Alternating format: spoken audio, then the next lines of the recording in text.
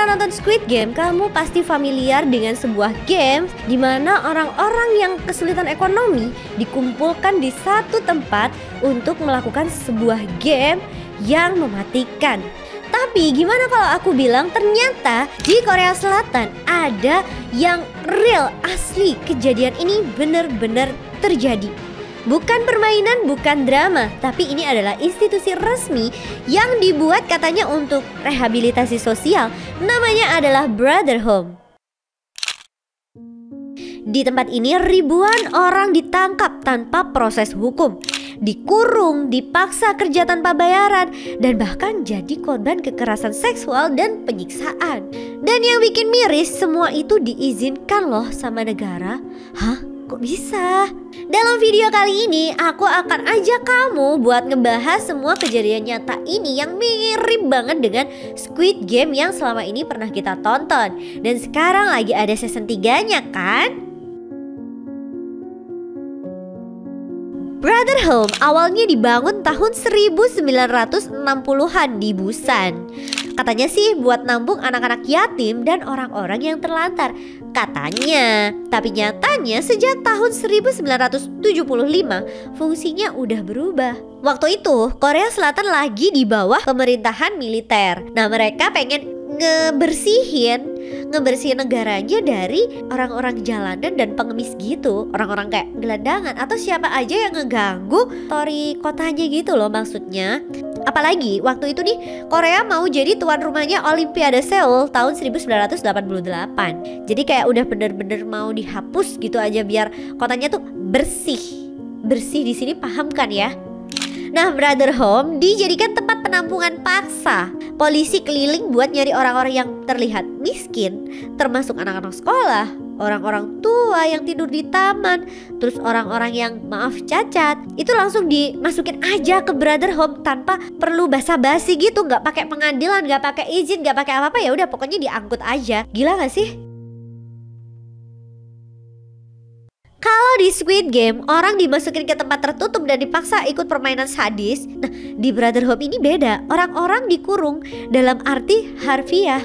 Maksudnya gini, di satu kamar itu bisa diisi puluhan orang yang sesek, jorok, pengap, hampir gak ada ventilasi. Itu beda ya pertama. Jadi di Squid Game tuh masih kayak enak ya, masih maksudnya kasurnya masih satu-satu gitu kan ya, walaupun banyak orang. Tapi kalau di Brother Home itu dijadiin satu, udah kayak penjara gak sih? Kamu tahu apa yang paling nyebelin? Di dalam mereka tuh dipaksa kerja kayak robot, tau gak? Mulai dari bikin pensil, ngejahit baju, sampai produksi barang buat dijual. Tapi ya tanpa dibayar sepeser pun. Itu bukan kerja gak sih namanya? Terus ada sistem kayak komando di dalam. Beberapa tahanan dijadikan pemimpin regu buat ngatur orang lain, termasuk mukulin, nyiksa, juga pelecehan. Mirip banget kan ya sama penjaga di Squid Game yang pakai topeng, terus yang ngontrol para tahanan gitu. Tapi bedanya ya kalau di situ nggak sampai ada pelecehan atau gimana ya dari penjaganya. Tapi kalau ini wah beneran terjadi sampai kayak gitu loh. Bahkan bayi-bayi yang lahir dari kasus ini dijual ke luar negeri lewat jalur adopsi ilegal. Hah, gila nggak tuh sampai ada bayi yang lahir loh? Ya ampun, parah banget gak sih? Kamu mungkin mikir, kok bisa segila itu ya? Aku sih mikir gitu ya. Jawabannya karena ya ini tuh sistematis. Negara ngasih subsidi ke Brother Home buat tiap penghuni yang mereka tampung. Wah, jadi makin banyak yang ditangkap, cuannya juga makin gede. Kok bisa mikir apa ya mereka ya? Jadi kayak orang-orang ini dijual gak sih? Ada pengelolanya namanya Park In-gun. Park In-gun, begitukah? Dia malah jadi kaya raya. Dan ironisnya dia itu malahan seorang mantan tentara yang aktif di komunitas gereja juga loh. Kayak orang bener gak sih harusnya? Malah jadi pimpinannya. Aduh. Dan yang bikin lebih nyesek lagi, sama polisi, sama pemerintah, mereka semua tuh tahu loh sebenarnya, tapi dibiarin aja. Di tahun 1987 sebenarnya tuh sempat ada jaksa muda yang mau speak up, yang mau membongkar tentang kasus ini. Sama ya kayak di Squid Game tuh kan ada yang mau mencari tahu ya di mana lokasi permainan Squid Game ini, karena untuk menyelamatkan gitu ya, pengen misinya ya, yang akhirnya nggak ketemu itu loh. Nah di sini dia baru jalan sebentar aja langsung dibungkam. Baru di tahun 2022 tuh sama gak sih sama Squid Game yang pertama, kalian masih inget gak? Setelah puluhan tahun berlalu, Komisi Kebenaran Korea secara resmi menyatakan bahwa Brother Home adalah pelanggaran HAM berat yang dilakukan negara. Setelah puluhan tahun, lah kemana aja sebelumnya ya kan? Media internasional kayak OP, VOA, Al Jazeera langsung angkat berita ini. Banyak orang Korea sendiri bahkan baru tahu kenyataan mengerikan di balik institusi itu. Dan yang menarik, sejak Squid Game booming, banyak orang mulai nyambungin cerita fiksi itu dengan kasus nyata Brother Home. Bukan berarti terus dramanya tuh disamain persis gitu ya, tapi nuansanya, terus eksploitasinya, sistemnya tuh tapi kayak masih kerasa mirip aja. Bahkan